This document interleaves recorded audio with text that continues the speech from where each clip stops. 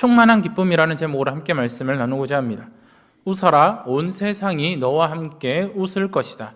울어라, 너 혼자 울게 될 것이다. 이 말은 미국 시인인 엘라 윌콕스의 고독 중에 한 구절에 속해 있습니다. 이 말은 웃음이 얼마나 전염성이 강한지와 웃음이 울음보다 사람을 움직이는 힘이 있다는 것을 말해주고 있습니다. 웃는 일은 참으로 쉬워 보입니다. 그렇지만 생각만큼 쉽지 않습니다. 하루를 살아가다 보면, 또한 주변을 돌아보면 웃는 사람보다는 무뚝뚝한 표정이나 화가 난 표정을 짓는 사람들을 더 찾기 쉽습니다. 어떤 통계에 따르면 하루에 2회에서 5회 정도 웃는 사람이 50.4%가 된다고 합니다. 또한 1회 이하로 웃는 사람이 자그마치 13.9%가 된다고 합니다. 많은 사람들이 하루에 웃는 횟수가 정말 많지 않는 것을 보여주고 있습니다. 이렇게 많은 사람들이 하루 동안 웃는 일이 몇 번 되지 않습니다. 오늘 여기에 계신 우리 성도님들도 하루 동안 많이 피곤하셨는가 봅니다. 웃는 분이 한 분도 안 계시네요. 그렇죠? 오늘 하루 지내면서 내가 웃을 일이, 기뻤던 일이 몇 번이나 되는지 한번 생각해 보십시오. 과연 내가 무엇 때문에 기뻐했고 무엇 때문에 웃음을 짓고 있었는지 우리는 돌아보면 그렇게 많은 웃음, 많은 기쁨이 없었을 것입니다. 우리는 언제 기뻐합니까? 개인적으로 내가 원하는 조건이 충족되었을 때 기뻐합니다.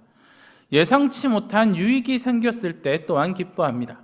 아니면 TV를 보거나 아니면 유튜브를 보거나 재밌는 것들이 있으면 그것을 보고 웃기도 합니다. 이외에도 여러 가지 상황들, 환경들 때문에 우리는 웃거나 기뻐합니다. 하지만 이런 기쁨은 우리의 삶에 있어서 충만하게 채워지지 않습니다. 그렇다면 우리는 어떻게 해야지 우리의 삶의 기쁨이 충만할 것일까요? 그것은 오늘 읽었던 본문을 통해서 우리는 알 수 있습니다. 먼저 요한 1서를 기록한 사도 요한은 1장 4절에서 성도에게 기쁨이 있기를 바라면서 편지를 작성했다라고 기록합니다. 왜 사도 요한은 성도들이 기뻐하기를 바랬을까요? 왜냐하면 기쁨은 믿음의 기준이 되기 때문입니다. 과연 이 말이 무슨 말일까요? 왜 기쁨이 믿음의 기준이 되는 것일까요? 믿음은, 즉 하나님에 대한 신뢰는 우리 안에 기쁨을 만들기 때문입니다. 그 기쁨은 우리가 맞닥뜨리면서 살아가는 세상의 환경과 처지에 의해서 빼앗기거나 사라지는 기쁨이 아닙니다. 내가 바라던 바가 이루어지면 기쁘고 이루어지지 않으면 좌절하는 일희일비의 삶이 아니라 하나님께서 우리에게 주시는 그 하늘의 기쁨이 우리에게 있게 된다라는 것입니다. 사도 요한은 이 편지를 읽을 하나님의 자녀들 안에 이 기쁨이 충만하기를 원했습니다. 오늘 우리는 이 말씀을 통하여 과연 어떻게 하면 하나님이 주시는 이 하늘의 기쁨이 우리 안에 충만하게 임할 수 있을지 세 단계를 거쳐서 한번 살펴보고자 합니다. 첫 번째 단계는 바로 생명의 말씀을 경험해야 한다는 것입니다. 우리가 어떤 것에 대해서 정확하게 알 수 있는 방법이 무엇일까요? 그것은 바로 그것을 보고 경험할 때 우리가 무엇인지를 알 수 있습니다. 사람과의 관계도 마찬가지입니다. 그 사람이 누구인지를 정확하게 알 수 있는 방법은 그 사람을 만나고 이야기를 들으며 지속적인 관계를 해나가는 것이 중요하다는 겁니다. 다른 사람의 이야기를 들었을 경우 우리는 그 사람을 안다라고 말할 수 없습니다. 무언가를 경험해 보면 거기에 대해서 더 자세히 알게 되고 더 많은 것을 알 수 있게 된다는 것입니다. 오늘 1절과 2절 전반부의 말씀을 보시면 다음과 같이 말씀하고 있습니다. 태초부터 있는 생명의 말씀에 관하여는 우리가 들은 바요, 눈으로 본 바요, 자세히 보고 우리의 손으로 만진 바라. 이 생명이 나타나신 바 된지라. 이 영원한 생명을 우리가 보았고라고 말씀하고 있습니다. 요한은 생명의 말씀에 관하여 2절에 이 생명이 나타내신 바 된지라라고 말씀하고 있습니다. 이 생명의 말씀이 우리에게 나타났다라고 말씀합니다. 그리고 우리가 이 생명을 보았다라고 말합니다. 더 나아가서 이 생명의 말씀을 들었고 보았고 우리의 손으로 만졌다라고 말하고 있습니다. 요한은 1절과 2절의 말씀을 통해서 생명의 말씀을 경험하였음을 분명히 말하고 있습니다. 그렇다면 저자 요한이 경험한 이 생명의 말씀은 무엇을 이야기합니까? 오늘 본문을 쭉 보시면 태초 생명 말씀 나타나셨다, 아버지와 함께 계시다가 등이 나오는 것을 볼 수 있습니다. 우리가 이 말씀을 보면 떠오르는 성경 구절이 하나 있습니다. 어디일까요? 바로 요한복음 1장의 말씀입니다. 요한복음 1장 1절과 2절에 보시면 이렇게 기록하고 있습니다. 태초에 말씀이 계시니라. 이 말씀이 하나님과 함께 계셨으니 이 말씀은 곧 하나님이시라. 그가 태초에 하나님과 함께 계셨고 라고 말씀하고 있습니다. 요한복음과 오늘의 본문의 말씀을 토대로 살펴보면 생명의 말씀은 누구를 지칭하고 있습니까? 바로 예수 그리스도를 말하고 있는 것입니다. 요한은 예수 그리스도를 생명의 말씀으로 말하고 있으면서 듣고 보고 만졌다라고 말합니다.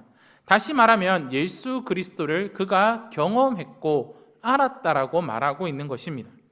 사도 요한은 예수님의 제자로서 직접 예수님을 보고 만지며 경험하였습니다. 그런데 이런 사도 요한처럼 지금도 우리는 생명의 말씀을 듣고 보고 만졌고 경험했다라고 이야기합니다. 우리가 예수 그리스도를 직접 보지는 못하였습니다. 여기 계신 분들 중에서 예수 그리스도를 직접 보고 만지고 예수님이 하신 말씀을 들었다라고 말하는 사람은 아무도 없을 것입니다. 하지만 우리 또한 그 생명의 말씀을 경험했다라고 말할 수 있습니다. 왜 그렇게 말할 수 있을까요? 바로 예수 그리스도가 말씀이시기 때문입니다. 예수 그리스도는 곧 예수 그리스도의 메시지이며 복음이라고 설명할 수 있을 것입니다. 복음과 예수님의 인격을 우리는 분리할 수는 없다라는 것입니다. 구약 성경을 보시면 이와 비슷한 말씀을 찾을 수 있습니다. 하나님은 선지자를 통해 주시는 말씀을 대적하고 거부하는 사람들에게 이와 같이 말씀하셨습니다. 너희가 내 말을 버렸기 때문에 나도 너희를 버린다라고 말씀합니다. 즉 하나님은 하나님의 말을 거부하는 것이 하나님의 인격을 거부한 것이라고 말씀하고 계십니다. 사랑하는 성도 여러분, 우리는 날마다 생명의 말씀이신 예수 그리스도를 경험해야 합니다. 경험한다라는 것은 예수 그리스도를 안다라는 것입니다. 그렇다면 우리는 어떻게 예수님을 알 수 있습니까? 예수님을 어떻게 인격적으로 만날 수 있으며 예수님을 인격적으로 경험할 수 있습니까? 그것은 바로 생명의 말씀 되시는 예수 그리스도의 그 말씀을 통해 복음을 통해 우리는 예수님을 누구신지를 알게 될 거고 예수 그리스도를 인격적으로 만날 수 있게 될 것입니다. 그렇기에 우리는 늘 말씀을 통해서 예수님이 어떤 분이신지를 경험하며 나아가야 됩니다. 예수님이 어떠한 분이신지를 우리가 정확히 알아야 한다는 것입니다. 이 단계가 실행되지 않으면 우리는 영원히 하나님이 주시는 그 기쁨이 우리의 삶 가운데 충만하지 않을 것입니다. 그렇다면 이제 우리가 예수님을 인격적으로 알고 생명의 말씀을 경험하였습니다. 그 다음 단계는 무엇입니까? 바로 이 두 번째 단계는 경험한 생명의 말씀을 전해야 한다는 것입니다. 오늘 말씀 2절을 보시면 이렇게 말씀합니다. 이 영원한 생명을 우리가 보았고 증언하여 너희에게 전하노니라고 말씀하고 있습니다. 또한 3절 말씀을 보시면 이렇게 말씀합니다. 우리가 보고 들은 바를 너희에게도 전함은이라고 말씀하고 있습니다. 오늘 본문의 말씀을 살펴보시면 보다라는 단어가 4번 등장하는 것을 볼 수 있습니다. 왜 사도 요한은 보다라는 행위를 강조하고 있는 것일까요? 본다라는 것은 무엇을 의미하냐 하면 증인의 조건을 의미합니다. 즉 증인은 눈으로 본 자, 목격자라고 말할 수 있습니다. 이러한 점에서 사도 요한은 목격자로서 증인으로서 생명의 말씀을 증언하고 증거하기를 원한다라고 이야기하고 있는 것입니다. 사도 요한은 생명의 말씀을 증언하고 증거하기를 원합니다. 즉 예수 그리스도 그분의 메시지를 증언하는 것입니다. 또한 예수 그리스도 그분의 메시지를 전하는 것입니다. 여기서 증언하다라는 단어는 사도행전 1장 8절에서 주님께서 내 증인이 되리라라고 말씀하신 증인과 같은 단어로 쓰여져 있습니다. 즉 사도는 예수님의 세례부터 승천까지 목격한 예수님의 증인이었습니다. 그렇기에 사도 요한은 자신이 보고 듣고 만졌던 생명의 말씀이신 그 예수 그리스도를 증언하고 전하는 것입니다. 사도 요한이 편지를 쓸 당시 그 교회에는 영지주의의 이단들이 예수님이 정말로 우리와 같은 육체를 가진 사람으로 탄생했다라는 것을 부인하였습니다. 그리고 그 거짓된 가르침은 그 교회 안에 퍼지게 되었습니다. 그리고 그들은 예수님은 육체를 입고 오신 것처럼 보였을 뿐 전혀 육체를 입고 이 땅에 오신 분이 아니다, 인간이 아니다라고 주장하고 있는 것입니다. 그런데 이런 주장에 사도 요한은 자신이 경험한 예수님을 증언하고 전함으로써 예수 그리스도께서 인간의 몸으로 이 땅에 친히 오셨음을 증명하고 있습니다. 이렇게 사도 요한은 자신이 경험한 것을 바탕으로 생명의 말씀을 전하였고 증언하였습니다. 그들에게 참된 진리가 무엇인지를 사도 요한은 가르쳐 주었다라는 것입니다. 이러한 사도 요한과 함께 우리가 경험한 생명의 말씀, 예수 그리스도를 증언하고 전해야 합니다. 지금 우리가 살아가고 있는 이 세상에도 많은 이단들이 존재합니다. 더불어 예수 그리스도를 믿지 않는 사람들이 너무나도 많습니다. 이럴 때 우리가 직접 경험한 생명의 말씀이신 예수 그리스도를 증언하고 증거해야 합니다. 이 말은 우리의 삶 속에서 예수 그리스도의 증인이 되어 살아가야 됨을 이야기해 주고 있습니다. 바울은 사도행전 20장 24절에서 이렇게 고백합니다. 내가 달려갈 길과 주 예수께 받은 사명 곧 하나님의 은혜의 복음을 증언하는 일을 마치려 하면은 나의 생명조차 조금도 귀한 것으로 여기지 아니하노라라고 고백하고 있습니다. 또한 바울은 디모데에게 다음과 같이 말합니다. 디모데후서 4장 2절입니다. 너는 말씀을 전파하라.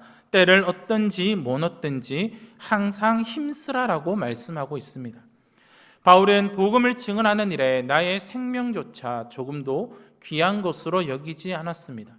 또한 디모데에게 때를 얻든지 못 얻든지 항상 말씀을 전하는 것을 힘쓰라라고 말하고 있습니다. 바울이 고백하고 말하는 대로 우리는 사도 요한이 자신이 경험한 생명의 말씀을 증언하고 전했던 것처럼 내가 경험한 생명의 말씀, 내가 경험한 그 예수 그리스도를 증언하고 전할 때 우리는 하나님이 주시는 그 기쁨이 우리의 삶 가운데 충만하여질 것입니다. 마지막으로 우리가 이 첫 번째 단계, 두 번째 단계를 거쳐서 진정으로 우리가 하나님이 주시는 그 충만한 기쁨이 우리의 삶 가운데 이룰 수 있는 세 번째 단계가 있습니다. 그것은 바로 사귐이 있어야 한다라는 것입니다. 사도 요한은 사귐에 대해서 이제 말하고 있습니다. 3절 말씀을 보시면 이렇게 말씀하고 있습니다. 우리가 보고 들은 바를 너희에게도 전하면 너희로 우리와 사귐이 있게 하려 함이니 우리의 사귐은 아버지와 그의 아들 예수 그리스도와 더불어 누림이라 라고 말씀합니다. 여기서 사귐은 헬라어로 코이노니아, 즉 교제라고 번역하고 있습니다.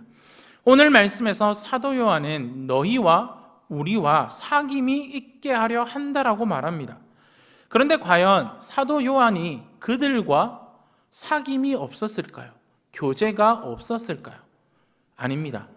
왜 그렇습니까? 아무런 연고 없이, 아무런 교제 없이, 아무런 사귐 없는 자들에게 사도 요한이 편지를 작성하지는 않았을 것입니다. 그런데 왜 사도 요한은 이처럼 사귐을 강조하고 있는 것일까요?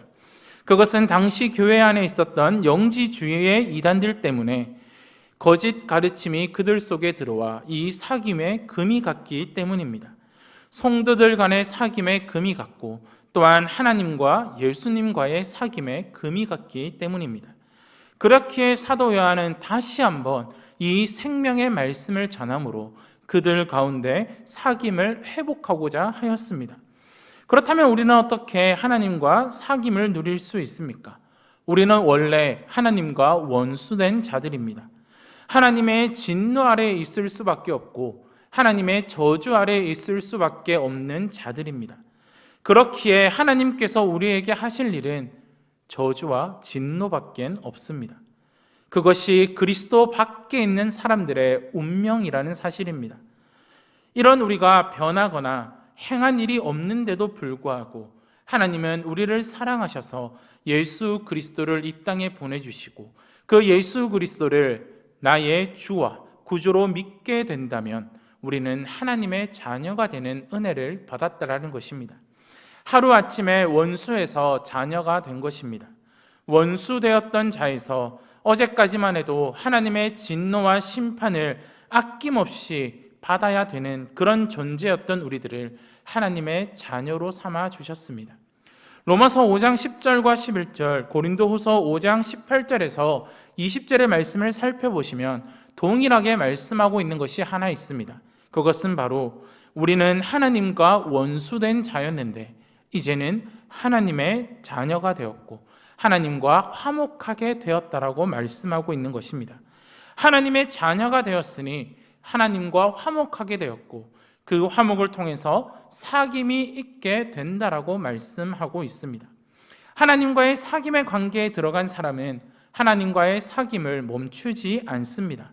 그들은 하나님과의 사귐을 갖는 모든 그리스도인과 또한 새로운 사귐의 관계로 들어서게 된다라는 것입니다. 교회는 장소가 아니라 교회는 예배와 사귐의 본질이라는 사실을 우리는 기억해야 됩니다. 코이노이아는 단순히 시간을 함께 보내고 대화를 나누는 성도의 교제가 아니라 정말 서로 가족이 되어 서로 물질을 나눈 만큼 친밀하고 끈끈한 교제를 의미하고 있습니다. 신앙생활의 본질이 무엇입니까? 바로 영생을 누리는 것입니다. 영생을 누린다라는 것은 영원히 사는 것만을 말하지 않습니다. 물론 시간의 양으로 측정하여 영원히 산다라는 것도 맞는 말이라고 할 수 있겠지만 성경이 말하는 영생은 또 다른 점이 있습니다. 예수님께서 말씀하신 영생은 생명의 양적 측면이 아니라 질적 측면을 강조합니다. 우리는 죽어야만 영생을 누리는 것이 아닙니다. 예수님을 믿는 사람은 이 땅 가운데서도 영생을 누리며 살아갑니다. 오늘 이 자리에 모인 우리들도 영생을 누리며 살아간다는 것입니다. 왜 그렇습니까? 요한복음 17장 3절에서 이렇게 말씀합니다. 영생은 곧 유일하신 참 하나님과 그가 보내신 자 예수 그리스도를 아는 것이니이다 라고 말씀하고 있습니다. 하나님을 안다라는 것, 예수님을 안다라는 것은 과연 무엇을 의미하는 것일까요? 성경에서 안다라는 것은 관계적인 알을 이야기합니다. 내가 그를 알고 그가 나를 알되 피상적이지 않고 친밀하게 만나고 사귀는 관계를 말하는 것입니다.